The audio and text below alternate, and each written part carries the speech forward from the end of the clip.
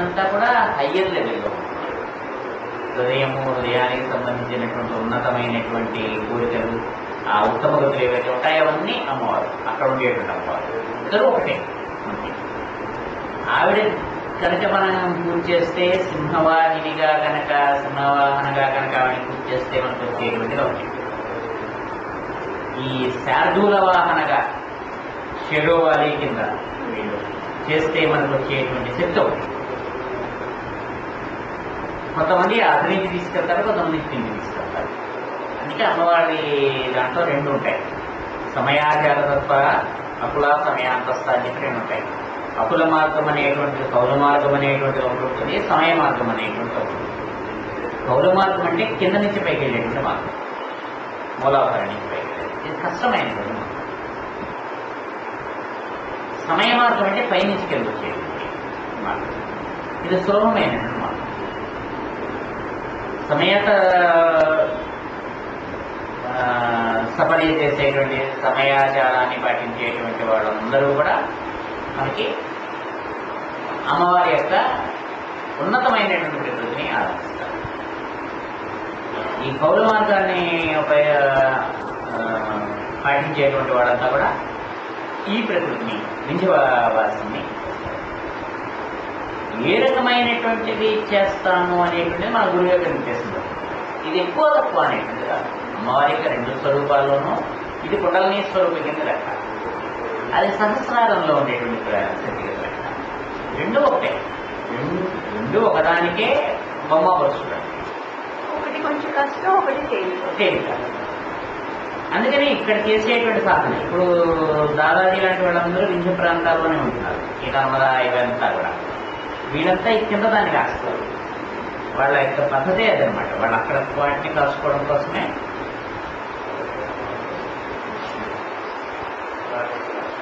ఉన్నారు. హిమావత్ ప్రాంతాల్లో ఉండేటువంటి వాళ్ళందరూ పై వాటిని రాస్తారు. అందుకే వాళ్ళకి కనిపించదు.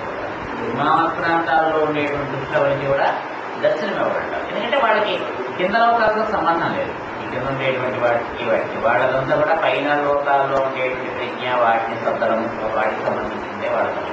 ఈ వీటిలో కింద లోకాల్లో ఉండేటువంటి ప్రజ్ఞ సంతరము అటువంటిదంతా కూడా ఇక్కడ ఉండేటువంటి వాళ్ళ యొక్క. అంటే ఈ రెండు రకాలైనటువంటి మార్గాల్లోనూ కూడా అమ్మవారిని సేవ చేయడం అనేటువంటి మనకి. దీంట్లో నవరాత్రుల్లో పాడ్యమి నుంచి మనకి దశమి వరకు చేసేటువంటి సేవ ఒక రకంగా హిమోత్పర్వత ప్రాంతాల్లో ఉండేటువంటి పార్వతీదేవి శైలపుత్రి ఎవరైతే ఉన్నారో ఆవిడ. అష్టమి నుంచి పౌర్ణమి వరకు చేసేటువంటి సేవ వింధ్యవాసిని యొక్క సేవ. ఈ రెండు కూడా మొత్తం అమ్మవారే. 15 రోజులు అమ్మవారే, 9 రోజులు 10 రోజులు ఆవిడకి. అక్కడి నుంచి మధ్యలోంచి మొదలుపెట్టి కిందవి ఇవి. అంటే మహిషమర్దనం అయిన తర్వాత నుంచి ఇక్కడ స్టార్ట్. అసలు మొదటి నుంచి మహిషమర్దనం కోసం జరిగేటువంటిది కూడా అక్కడ. ఈ రెండు కూడా ఒకదానికి ఒకటి పరిపుష్టంగానే ఉంటాయి. అంటే మనం చేసేటువంటిది ఏంటంటే రెండు చేస్తాం. అందుకే మనకి ఏమిటవుతూ ఉంటుందంటే కొన్ని సాధనలు, అందుకే కొన్ని శాస్త్రాల్లో చేయమంటారు. అంటే మనం చేస్తున్నటువంటి సాధన దేనికి సంబంధించిందో దానికి సంబంధించి భౌతికంగా ఏర్పడినటువంటి క్షేత్రం ఏదైతే ఉందో, దేశం ఏదైతే ఉందో అక్కడ కనుక ఆ సాధన చేస్తే తొందరగా సాధిస్తుంది. ఎందుకంటే అక్కడ అనేకమైనటువంటి కారణాలుగా దాని యొక్క శక్తి అక్కడ అధీతం చేయబడి ఉంది కాబట్టి. అంటే అక్కడికి వెళ్ళగానే స్వచ్ఛందంగా మన ప్రేమేం ఏం లేకుండానే ఆ రకమైనటువంటి వాతావరణంలో మనం ఉండిపోతాం. ఎలాగైతే ఒక ఆశ్రమంలో ప్రవేశిస్తే అంతవరకు మనం బయట కొట్టుకున్నామన్నా ఆ ఆశ్రమంలో ఉన్నంతసేపు మనం ప్రశాంతంగా ఉంటాం. అలాగే ఏదైనా సరే ఏ ప్రాంతంలోకి వెళ్ళినా, ఏ సినిమా పోనీ సినిమా చూస్తున్నప్పుడు ఆ సినిమాకి సంబంధించినటువంటి వాతావరణంలోకి మనం వెళ్తాం.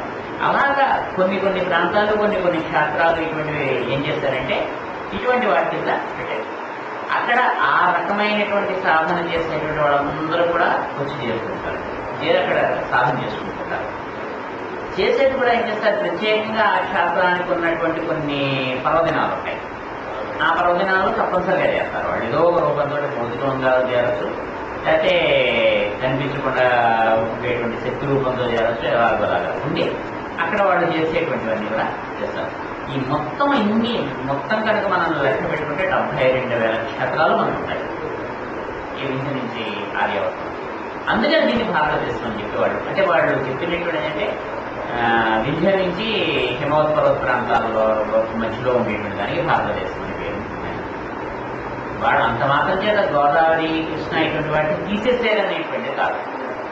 ఈ పైన ఉండేటువంటి కట్టడము మనకి అవసరమైనటువంటి సాధనకు అవసరమైనటువంటి క్షేత్రాలన్నీ ఇక్కడ ఉన్నాయి. ఇక్కడ చేయడం సులభం, కింద క్షేత్రాల్లో చేయడం కష్టం. ఎందుకంటే శ్రీశైల పర్వత ప్రాంతాల్లో కానీ నీలగిరుల్లో కానీ తపస్సు చేసేటువంటి కూడా చాలా సిద్ధులు పొందినటువంటి వాళ్ళు కానీ ఇక్కడ చేయలేదు. అలాగే ఇంకా కిందకి వెళ్తే మనకి కేరళ ప్రాంతాల్లో ఉండేటువంటి వాటిల్లో కానీ ఇటువంటి వాటిల్లో మనకి తపస్సులు చేసి సిద్ధి పొందాలి అంటే చాలా కష్టం.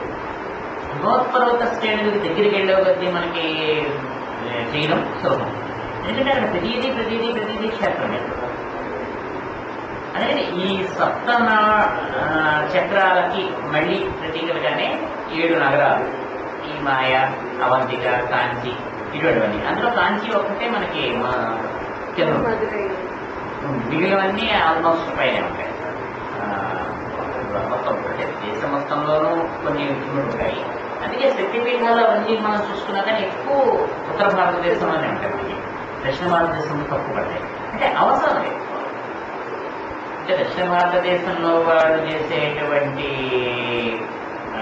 సాధన ఒక రకంగా ఉంటుంది, ఉత్తర భారతదేశంలో ఉండేటువంటి సాధన ఒక రకంగా ఉంటుంది.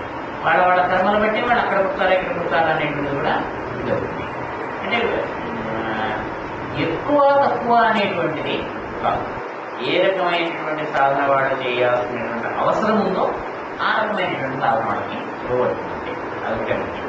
అంటే అమ్మవారు ఏం చేస్తూ ఉంటుందంటే ఈ 2 రకాలైనటువంటి వాహనాల మీద ఉండి ఈ రెండింటిని కూడా చూస్తూ ఉంటుంది. మళ్ళీ చెప్పడంలో ఏంటంటే ఏదైనా సరే సాధారణంగా మనకి ఈ 3 రాశులు మనకి ఎస్ట్రాలజీ చెప్పినప్పుడు చెప్తారు. సింహము, కన్య, తుల 3 రాశులు. సింహము అనేటువంటి దాంట్లో మొత్తముగా ఉండేటువంటి సింహం యొక్క శక్తి ఏదైతే ఉంటుందో ఆ ప్రజ్ఞ మనకు ఉంటుంది. కన్య దగ్గరకు వచ్చేటప్పటికి సింహాన్ని అధిరోహించగలిగినటువంటి ప్రజ్ఞ మనకు వస్తుంది. అంటే ఒక దాన్ని మనం అధిరోహించాలి అంటే ముందు అదేమిటి తెలియాలి. అదేమిటో తెలియడం అనేటువంటిది సింహరాశి. సింహరాశి తర్వాత వచ్చేటువంటి కన్యారాశిలో ఈ సింహాన్ని వాహనంగా చేసుకున్నటువంటి అమ్మవారి ఎక్కడ ఉంటుంది. అందుకని అది ఆవిడ యొక్క ఇది కింద ఆవిడ నవరాత్రులు కూడా ఆ ప్రాంతాల్లోనే మనకి సాధారణంగా ప్రారంభమవుతాయి. అక్కడి నుంచి తుల ఈ ప్రాంతంలో వచ్చేటప్పటికి ఈ తులారాశిలోకి వచ్చేటప్పటికి పరిపూర్ణమైనటువంటి ఆ తత్వం ఉంటుంది. ఈ మొత్తాన్ని మనకి ఏం చెప్తారంటే ఈ సింహరాశికి, కన్యారాశికి వీటికి సంబంధించినటువంటి ఏవైతే ఉంటాయో సింహానికి మనకి పంజా ఉంటుంది. ఈ పంజాయే మన 5 వేళ్ళు కలిగినటువంటి పంజా కింద చెప్తారు. ఈ 5 వేళ్ళు విడిగా ఉండడము అనేటువంటిది మనలో ఉండేటువంటి పంచేంద్రియాలు ఏవైతే ఉంటాయో అవి విడివిడిగా వాటి యొక్క ప్రజ్ఞని ఉపయోగించుకోవడం, వీటిని కలిపి ఒక ముష్టిగా చేయడము అనేటువంటిది ఏదైతే ఉంటుందో పిడికిలి బిగించడం అనేటువంటిది వీటన్నిటిని దగ్గరికి లాగడము లోపలికి బిగిస్తాం. పిడికిలి బిగించడం అంటే మన వైపు తిప్పుకోవడం. బాహ్యంగా చెప్పినప్పుడు అయితే ఏమిటవుతుందంటే అది బయట మన వైపు లాక్కునేటువంటి పిడికిలిగా మనం బిగించలాడుతున్నాం.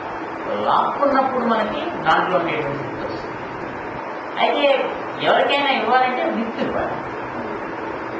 ఇలాగ మనం ఇవ్వలేము, మూసి ఇవ్వలేము. మూసి మనం తీసుకోగలమే కానీ ఇవ్వడం మూసి ఇవ్వడం ఇవ్వాలి. అంటే మనం పొందినటువంటి శక్తి ఏదైతే ఉంటుందో దానిని మన పంచేంద్రియాల ద్వారా బయటకు ఇవ్వాలి.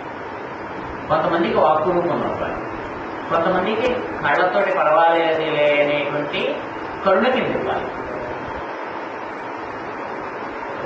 కొంతమందికి స్పర్శ కింద ఇవ్వాలి. ఇలాగ ఎవరికి ఏ